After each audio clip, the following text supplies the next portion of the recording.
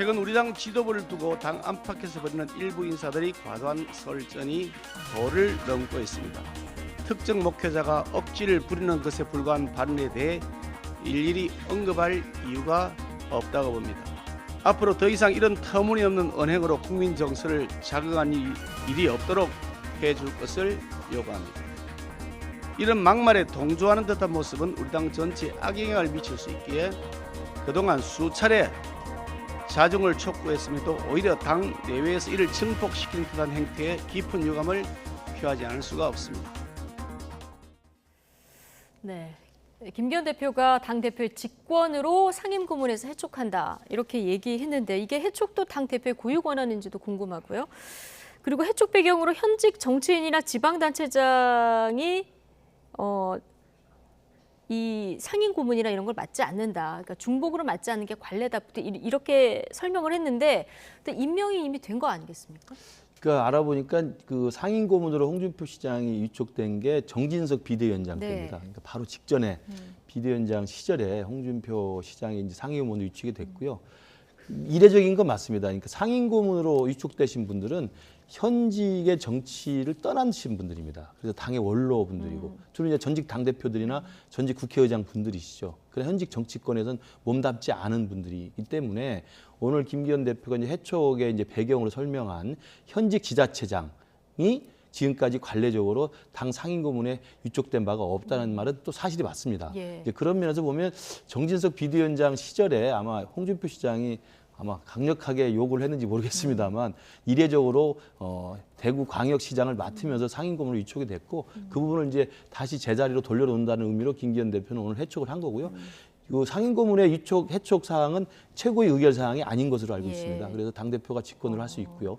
문제는 이 상황을 어떻게 설명할 것이냐의 문제인데 저는 이제 우선 뒤에 가서 설명드릴 기회가 있겠습니다만 지금은 김기현 대표는 현직 우리 당의 지금 원톱 당대표 아닙니까? 네. 홍준표 대표는 당의 대선 후보였고 당의 전직 당대표를 2번이나 하신 분입니다.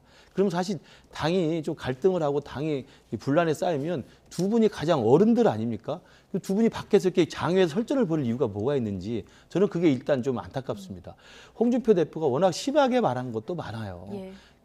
같은 말을 하고 쓴소리를 하더라도 정도가 있고 그 금도가 있는데 비대위를 언급한다든지 무슨 약점이 잡혔냐라고 했는지 뭐 굉장히 감정적으로 날선 발언들을 하는 것이 실제로 그 공개적인 발언이거든요. 페북이나 라디오 인터뷰에서 하는 것들은 이제 그런 것들을 과연 홍준표 시장이라는 분이 밖에서 떠들 필요가 뭐가 있느냐. 모르는 사이도 아니고 그럼 만나서 이야기를 하든지 쓴소리를 하고 충심에 당의 변화를 원하는 거라면 또 마찬가지로 김기현 대표도 마찬가지로 생각합니다. 저런 이야기가 나오면 직접 전화를 하거나 만나서 도대체 무슨 이야기를 하고 싶은지 들어봅시다 라고 풀 수 있는 문제인데 이렇게 장외에서 바깥에서 설전을 주고받고 결국 해촉 사태까지 간 것이 우리 당의 앞으로의 그 어떤 단합에 저는 좀 좋지 않은 모양새다. 그러나 어찌됐든 홍준표 대표의 과도한 비난은 이전 정도의 아마 우리 김기현 대표 체제에서는 좀 단호하게 선을 긋겠다는 생각을 한 것으로 보입니다. 근데 뭐 발언이 과했다고 해도 예를 들어서 뭐 5.18 발언이나 4.3 발언으로 문제를 일으키신 그 당내 최고위원들도 있는데 홍준표 대표 해촉이 먼저냐 뭐 이런 지적도 좀 나오더라고요. 저는 지금 국민의힘의 상황을 보면은 이렇게 좀 요약을 하고 싶어요. 만인에 대한 투쟁 중이구나 지금. 그러니까 토마스 홉스의 그 리바이어던에 나오잖아요. 그러니까 사회계약을 맺기 전에 자연 상황에서는 모두가 지금 각자 주장하고 있고 각자의 정치적 이득을 위해서 다 지금 막 종횡무진 다 맞부딪히고 있는데 뭐 김재원은 김재원대로, 홍준표는 홍준표대로, 김기현은 김기현대로, 뭐 태용호는 태용호대로 본인들 그냥 주장하고 싶은 거 막 다 하고 뭐 이준석은 이준석대로. 그러니까 이게 당인가? 이게 조직인가? 사실 이런 생각이 들어요. 그러니까 진짜 진지하게 염려를 하는 겁니다. 그래서 이게 조금 당의 규율도 있어야 되고 이거에 대해서 본인들의 이기심과 옳은 소리를 해도 상대방이 수긍할 수 있게 하는 것도 필요하거든요. 그게 김근식 교수님이 말씀하셨던 그런 건데 홍준표 시장의 저 발언은 저는 사실 홍준표 시장이 맞는 말씀을 하셨어요. 근데 그게 홍준표가 할 얘기는 아닙니다. 왜 그러냐면은 이거는 이중잣 대예요. 홍준표 시장은. 왜 그러냐면은 자 4.3부터 말씀드릴게요. 태용호 최고위원이 자 김일성의 지시를 받아가지고 지금 4.3이 이루어졌다. 이거는 아예 팩트 자체가 완전히 틀린 거고 당시에 박헌영 남로당의 박헌영하고 그 김일성 조선노동당은 서로 정통성 경쟁을 했기 때문에 누가 지시를 받고 그런 관계가 아니었어요. 그리고 뭐 이미 문헌으로도 이미 아예 김일성은 4.3은 자연 발생적인 거라서 몰랐다라는 거. 근데 자, 2018년에 4.3 추념식에 가가지고 당시 자유한국당 홍준표 대표가 뭐라고 했는지 아십니까? 4.3은 좌익 폭동이다. 그래가지고 제주도가 뒤집어졌어요. 본인이 그렇게 막 4.3을 폄훼해 놓고는 갑자기 태영호 의원이 그 얘기하니까 근엄하게 야, 그런 걸 어떻게 얘기합니까? 이렇게 얘기를 하는 게 이게 먹히겠냐고요, 그게. 5.18도 마찬가지입니다. 김재원 최고가 무리했죠. 헌법 정신에 넣으면 안 된다는 거예요. 윤석열 대통령 공약인데. 근데 5.18 명단 공개, 유공자 명단 공개해야 된다. 이거 못 믿겠다라고 한 게 홍준표 대표예요. 그 당시에 그래서 난리가 났습니다. 이게 왜냐면 99에 지만원 씨 이런 사람들이 주장하던 거였거든요. 그거를 본인은 또 옛날에 아무 일도 없었다는 듯이 내가 그게 당시 홍준표 그 대표의 블로그가 있는데 제가 가보니까 다 비공개 처리해놨더라고요. 네. 마치 없었다는 듯이 또 그렇게 해놓습니다. 그러니까 맞는 얘기를 하더라도 본인의 그런 것들을 좀 강하게 적용을 해야 되는데 그러니까 이게 무리하게 정치적 공세로 보이는 거예요. 그래서 저는 그 홍준표 시장의 어떤 톤도 문제고 저렇게 본인의 정치적 경쟁자들을 저렇게 제거하듯이 과거에 이를테면 윤석열 대통령한테 본인이 하면은 조언이고 유승민 전 의원이 하면은 내부 총질이라고 얘기를 합니다. 그런 게 어디 있습니까? 일관성이 있어야지. 그러니까 지금 홍준표 시장도 사실은 많이 인심을 잃었어요. 근데 그렇다고 그러면 김기현 의원이 대표가 잘했느냐? 김기현 대표는 도대체 뭘로 총선을 치르려고 합니까? 천하용인도 쳐내고 안철수 손절하고 홍준표 하고 그러면 도대체 누구랑 무슨 표를 얻어가지고 지금 총선을 이기겠다라는 거예요. 연포탕 끓이겠다라고 하는데 연대 포기 다 하고 지금. 그러니까 이게 당연히 아수라장이에요. 지금 아수라장. 정말 안타깝습니다. 제가 안타까워서 지금 굉장히 길게 말씀해 주셨는데 어쨌든 홍준표 대구시장은 좀 화가 많이 나신 것 같아요. 계속 글을 올리셔서 저희가 그래픽 두 판으로 발언을 정리를 했는데요. 저녁에 또 글을 올리셨더라고요. 괘씸해서 한자 더 적는다. 당대표 만들어놨더니 느닷없이 뒤통수를 친다. 나는 앞통수를 치는데 그렇게 뒤통수 치는 건 비열하다. 이렇게 또 한마디 남기셨는데요. 자, 앞으로 어떻게 될까? 지금 김준일 에디터가 해주셨지만 지금 국민의힘에서 이준석계 그리고 안철수 당시 후보 다 지금 배척하는 이런 상황이면 선거는 어떻게 치르냐 이런 지적이신데 늘 더하기 정치해야 된다 이렇게 강조하시는 김근식 실장님 보시기엔 어떻습니까? 맞죠. 지금 총선이 코앞인데 지금 전당대회 과정에서 이른바 용산의 이른바 입김 이런 것들이 작용했다고 논란이 되면서 유력 후보들이 이제 조금씩 이제 중도 포기하는 상황도 있었잖아요. 네. 유승민 의원 같은 경우 당대표를 나올 수 없도록 만든 게 이제 룰 개정을 했던 것이고 나경원 의원이 나오려고 했다가 이제 사실은 이제 용산과의 갈등 속에서 사실 자진 포기를 했고요. 그다음에 안철수 의원은 끝까지 갔었죠. 그러니까 그런 과정에서 물론 이준석 대표는 그 전에 이제 대표직에서 이제 물러났고 그런 과정에서 과연 당에서 플러스 정치나 이 화합과 연대와 포용의 정치가 가능하냐라는 문제 제기가 있을 수 있다고 봅니다.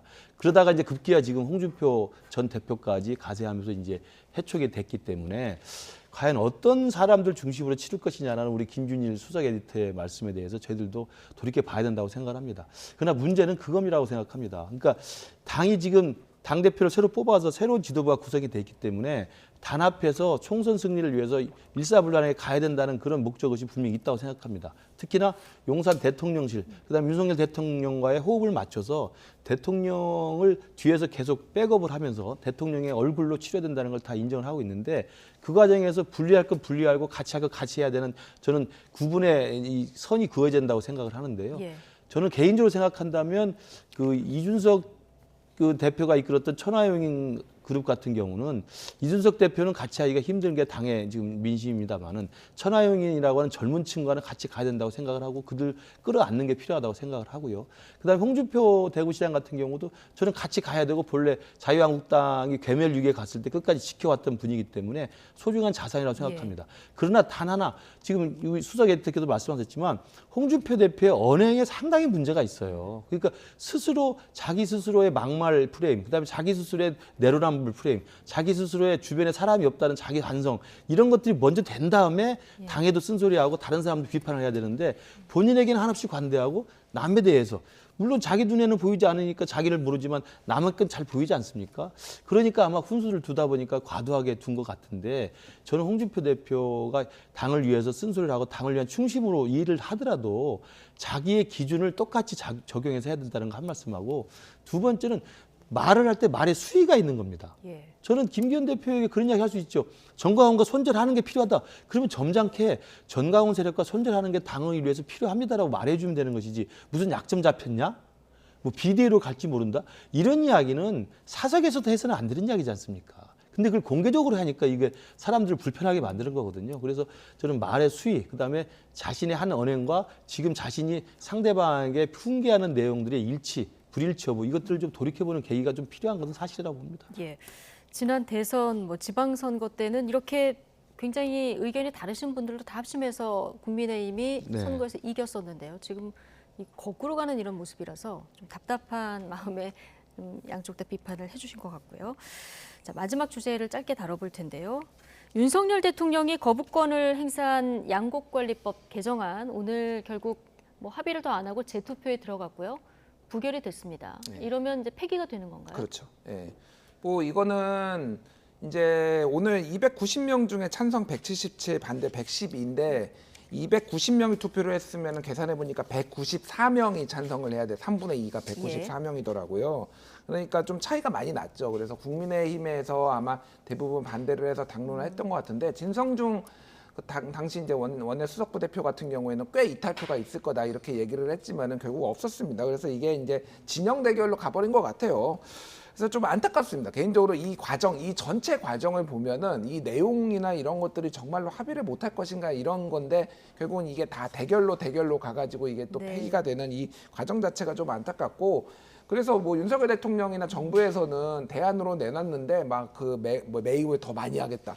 그 내용 자체가 굉장히 전 포퓰리즘적이더라고요. 막 5조 원 얘기까지 막 나오고 있고 뭐 또 돈을 더 투입해가지고 아니 그 돈이면은 그냥 이거 민주당 법안 받아들이고 하면 되는 거 아니냐 이런 생각까지 들어요 사실은. 그래서 이게 정말로 합의를 못할 것인가에 대해서 좀 안타까운 부분은 있고 민주당도 이거는 이렇게 우리가 최선의 민생을 다해서 했지만 발목 잡기는 윤석열 대통령과 여당이 하고 있다 이런 것들을 좀 강조하기 위해서 좀 오늘 강하게 밀어붙인 것 그래서 같습니다. 오늘 부결될 걸 알지만 표결에 들어갔다 이렇게 보시는 거죠? 그렇죠. 예, 뭐 만에 하나 뭐 운 좋게 가결되면 좋은 거지만 그럴 가능성은 높지 않았고 사실 오늘 그 전체적인 기조를 보면 어쨌든 이거 말고도 왜냐하면 또 법안 올려서 또 이제 거부권이나 뭐 또 되고 제의하고 뭐 이 과정을 지금 계속 지금 앞으로 밟지 않을까 그렇게 보여집니다. 그러니까 좀 간호법 제정안, 의료법 개정안 오늘 본회의에는 상정되지 않았습니다. 국회의장이 조금 더 이제 네. 합의를 해봐라 이렇게 얘기를 한 건데 근데 말씀하신 대로 시간이 지나면 지금 양곡관리법 같은 그런 수순을 밟을 가능성이 굉장히 크거든요. 네.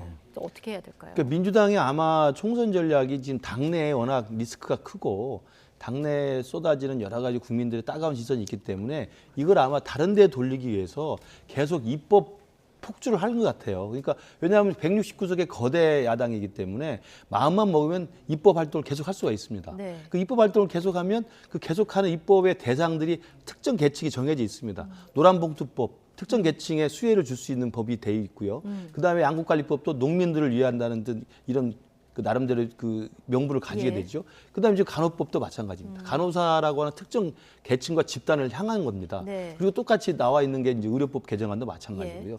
이런 것들을 계속 거대 야당이라는 힘을 가지고 통과를 시켜버리면 그 계층에 대해서는 우리는 굉장히 여러분들을 위해서 열심히 일을 하고 있습니다라는 걸 보여주는 효과가 있고요. 그럼 그게 번번이 이제 대통령으로 넘어가면 거부권 행사에 의해서 안 될 거 아니겠습니까? 그러면 보십시오. 우리는 농민들의 쌀값 안정, 그다음에 간호사들의 권리, 그다음에 노조의 권리를 위해서 열심히 입법 활동을 했습니다만 윤석열 정부가 이걸 막았습니다라는 계속 프레임으로 윤석열 정부를 비난할 수 있게 이 된다고 상황이 보는 거예요. 반복되면 정부 여당의 그렇습니다. 부담이 더 간다 이렇게 왜냐하면 보시는군요. 지금 내년 총선은 결국 거대 야당이 윤석열 정부의 국정을 발목 잡는 게 더 나쁜 것인지 아니면 윤석열 정부가 국정을 잘 돌보지 못하는 게 나쁜 것인지에 대한 평가거든요. 지금 민주당은 그 프레임을 짜기 위해서 거대 야당의 의석수를 믿고 정말 특정 계층과 특정 영역을 겨냥한 일관된 법을 만들어내고 그걸 윤석열 정부는 국가 전체 이익 차원에서는 거부할 수밖에 없는 상황을 내몰아서 윤석열 정부가 그것을 배신하고 거부하고 있다는 프레임을 짜고 있는 것으로 보입니다. 그러니까 오늘도 양곡관리법 당연히 저거 부결될 거 알고 있었죠. 그러나 강행을 하는 겁니다. 지금 법안 하나하나마다 지금 대치를 하고 있는데 여야가 합의로 저 법 중에서 하나라도 먼저 좀 합의가 됐으면 좋겠다. 국민들 이런 생각 간절히 좀 하실 것 같습니다. 오늘 나이트 포커스 여기까지 하겠습니다. 김근식 전 국민의힘 비전전략실장, 김준일 뉴스톱 수석 에디터 두 분과 함께했습니다. 고맙습니다.